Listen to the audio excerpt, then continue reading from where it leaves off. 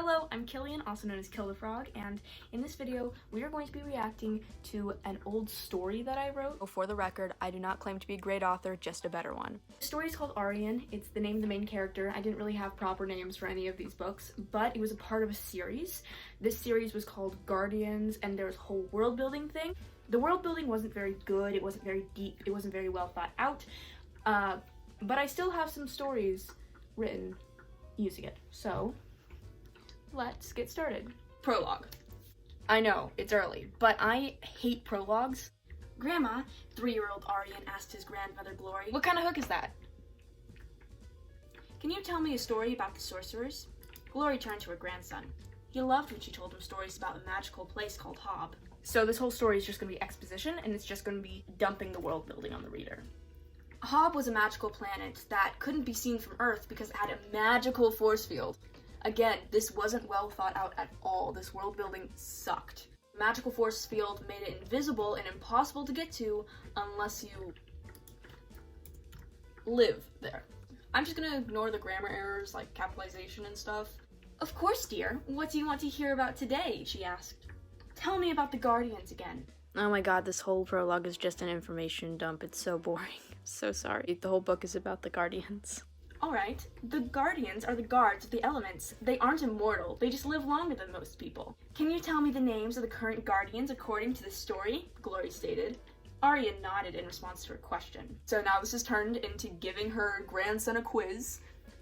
So this story was basically just a normal person gets thrown into magical world and realizes that they have like descendants and stuff there. I didn't exactly figure out why exactly she was hiding it from him, which is kind of odd because she's not actually hiding it from him because she's telling him about it, and it's just moving along. Anya is the guardian of white magic and time. Ivy and Phoenix are twins. Ivy is the guardian of land, and Phoenix is the guardian of fire and stone. I really didn't even try to cover up that this was just exposition. Ara is the guardian of water and ice, and Koro is the guardian of wind and sky, Arian told his grandmother. Glory smiled sweetly. "Good job," she told him proudly. I hate these characters so much. I imagine that he's saying this as like he's a know-it-all, and that just makes me want to punch him in the face. "These guardians just became known. They don't have the powers yet, but will soon. Briar, Rory, Anahita, Indra, and Blanche are the current guardians and will give them the powers." This is where there's like a plot hole, because these kids are his age, the main character's age, and he's a little kid. These kids are 3-year-old and they're already announced as the new guardians. I apologize for my appearance. It's super early, but in this world, it is not normal for the Guardians to be announced when they're 3-year-olds. They're supposed to be announced when they get their powers, so this is really weird. They are the daughters of Rory. The husbands or wives of the Guardians live as long as they do, and I just added that in there so that I could have so much romance. The Guardians' actions are sewn into time on a tapestry. I want to see that in real life, and I would love to write that if I redid this story. "So where was that tapestry?" Glory said. She pretended not to know the answer when in truth she did. Yeah, we get it. Okay, you didn't have to say this line at all. So unnecessary. What the heck was I thinking? "I know, Grandma," Arian shouted. Glory looked at him. "Can you tell me?" Arian nodded. "It's an imp," he said enthusiastically. "Maybe you could tell me a little more Wait, what's an imp? Oh, it's in Imp. Okay, Imp is a town apparently, because I'm not good at naming towns. Imp is in the forest region of the Eastern Hemisphere. Why is Glory teaching her grandson geography lessons, but not even letting him, go to this place? Oh no. I didn't have a tab button? That's embarrassing. "Oh, the tapestry is at the back of the town of the wall that separates Imp from Wisdom." Oh my goodness, and now he's going to explain Wisdom to us.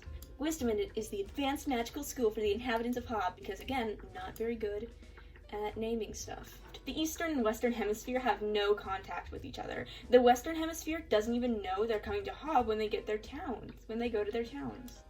What? I'm so confused. What did I mean by this? The Eastern and Western Hemisphere have no contact. We're gonna leave it at that, and we're just gonna forget the rest of it ever existed. No one will ever know. "Can you please remind me who rules the Eastern Hemisphere?" Glory asked her grandson. "You know that, Grandma," Arian scolded his. Glory widened her eyes. You know that, Grandma. But this is the last time, he said. The Luminary rules them, and he has two sons named Red and Atlas. He also has two nephews, Griffin and Quill. His name is Falcon. And guess who was the dark and brooding love interest for the main character of A Different Story? Arian was very good at remembering names for the stories. Character of A Different Story. Of course. Whatever. A little girl ran into the room. Grandma, she shouted and ran to Glory. Her name was January. She was Arian's big sister. Another girl walked in. Her name was Nile. I just looked it up, and it is the feminine version of Neil. However, in my notebooks, her name is Nile. So, also, I know there are a lot of scene changes in notes, but Neil or Nile is the mother of Arian because I didn't make that clear. Oh, Mother, are you telling Arian about Hob again?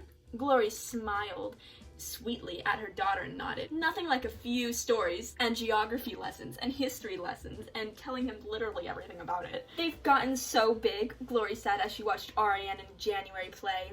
What were you telling him about? She asked Glory. The Guardians. I always loved when you told me that story. Nile smiled at her children. You always add on to the stories like this place was She doesn't know this place. I forgot the mom doesn't know this place is real either. It's not that big a deal. I don't know why I'm gasping. It's not that big a deal.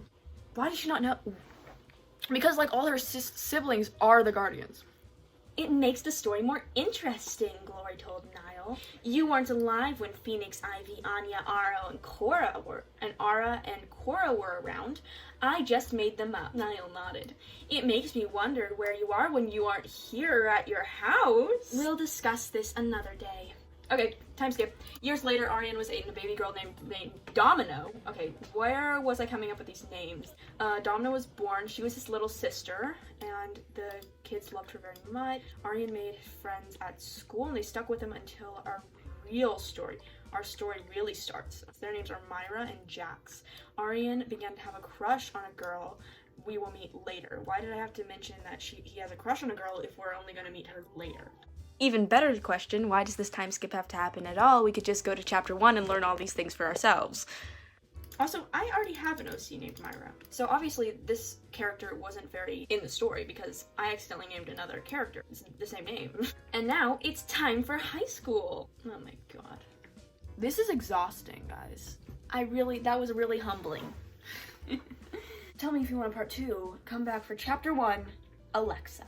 Please like, please subscribe, and I'll see you next time. Goodbye.